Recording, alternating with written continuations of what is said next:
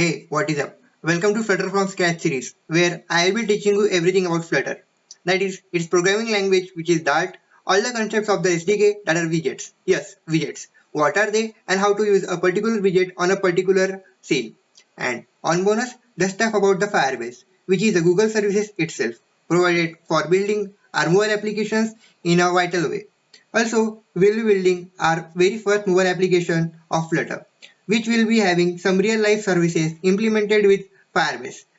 So I hope you are excited because I am excited too. But first thing first, in this video, let's install all the necessary components that we will be needing for building our application. So let's go. So the first thing you will need is Git for your source control of a mobile application. So you can download it from their official website. If I just type in Git, git-htm.com is their official website, so you can just go to downloads. It will prompt you to select your system. Mine is Windows. I will choose Windows. Yeah, the version is 2.27 64-bit. Yeah. So the second thing you will need is Java. So you can download it from their official website as well. Just click in Java download.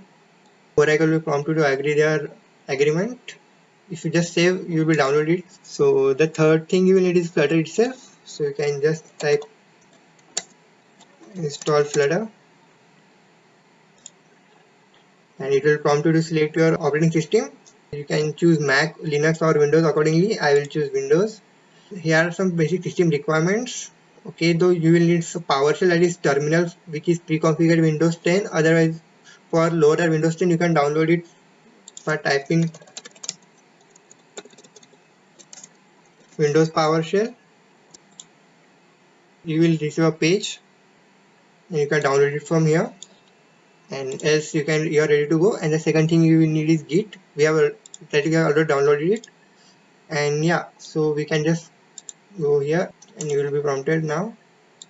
And the fourth thing, the fifth, so 1 2 3 4 fifth, the fifth one you need is the code editor, where you will be playing around for building mobile applications. So there are lots of options, but I prefer you to use Visual Studio Code because it has pre-configured extensions for Flutter. So you can download it from here. Choose your operating system and it will prompt you with the download bar. Okay, once you have installed all the 5 things, just you can move on to your terminal and type in git version. If your git version is greater than 2.25, then it's cool and you're ready to go. And just check the Java version. It's a single dash here. So the Java version mine is 8.2, which is Amazon Core Advanced. Your might be Oracle, but it's cool. It's similar. So the third thing we have to check is Flutter. Just type in Flutter Doctor. It will show all the extensions and library installed. So you can see I have 220 devices. Flutter channel. Be aware that the Flutter channel should be stable, not beta nor web. It should be stable. Let's move on to the Visual Studio Code. If you are new to this editor, let me give a brief introduction. So this will be your folder path, like all the folder and libraries will be shown here. This is search. This will be Git control sections. This is for debugging. And this is WSL, which might be not in your Visual Studio Code, but no worries. And the final one is this extension toolbar. So you can download the Flutter SDK from here as well by typing Flutter, and here you will prompt with install button, so you can install it from here. Otherwise you can just move on this option. Both are same. And the second thing you will need is Dart, which is extension from language for coding purpose. So you can download both of them. Once you have downloaded, you can just move on your terminal and type in, and first of all move into your desktop. Okay, let me clear everything, and ls there nothing. So let's create the first mobile application. So Flutter create. You can add a tag of your organization name. So I can just, for demo purpose, demo, and the name of the app will be demo. After pressing enter, it might take a couple of seconds for creating all the folders and files. Okay, it's all up. If you just ls, you will see there's a demo folder. So just read into demo, and ls you will see all the files and packages. So you can move on to editor, file, open folder, demo and select it. Once you are selected, you will be shown all the folders and files which were shown in the Windows terminal. Once you are here, then you are ready to go. And the final and most important thing you need will be an emulator. You can also choose debugging with your USB to your mobile phone directly, else you can use emulator. So you can download it their official website by typing top emulators. Excuse me. Yeah, that's also mom by typing top emulator.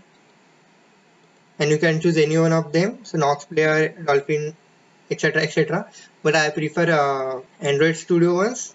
So you can just type Android emulator for Windows 10. This site is cool. These are all the emulators, so you can just download Android emulator.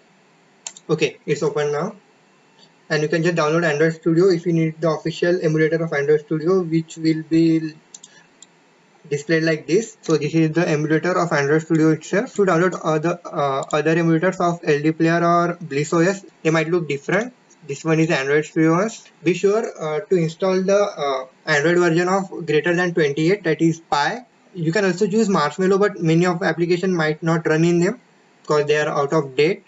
So you have to install the Android version greater than 28, that is Pi or Nougat accordingly. And yeah, so once you are here, so go to your Visual Studio Code and you can see there are various files, and we'll study our files in the next lecture, so stay tuned.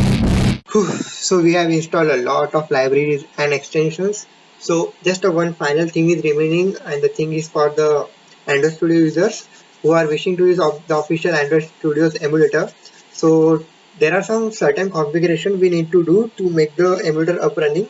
So we can do that by just moving into the Android Studio. Here you will see that you will prompt with the option of create a virtual device, but I have none. Like simulated two of my emulators. So we can just go to tools, SDK manager, set up a SDK location. Okay, once it had find a location, so you can just click here. Just choose any of your favorite folder. Okay, next, and it will download all the SDK tools and the build tools. So I will cancel it because I have already downloaded it. So you can move into SDK platforms. You will be prompted to select any of the system image. You can select any of them, but it's better to choose Android 9 or 10. I have downloaded both. You can do likewise. And then move into SDK tools. Download all the options that I have ticked here, like USB driver, LLDB, GPU debugging tools, and Android emulator. Okay, you can click on apply, click OK, and it will download all the things automatically. Now to set up the virtual device, you can click on tools, AVD manager, create a virtual device, select a mobile phone, like you can choose any of them, Pixel XL or anything. Click next, select a system image. I will choose Pi. You can choose any of them, but Q, Pi or Oreo.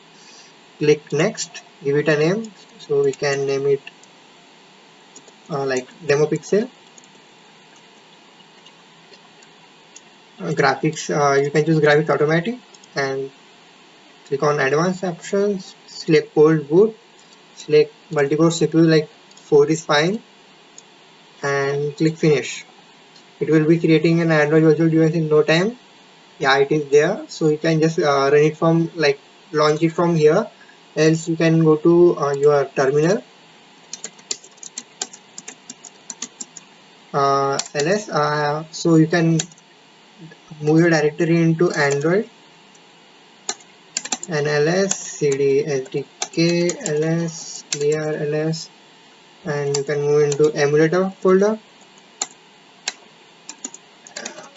You can see the application of emulator.exe. You can run it by typing .exe list avds.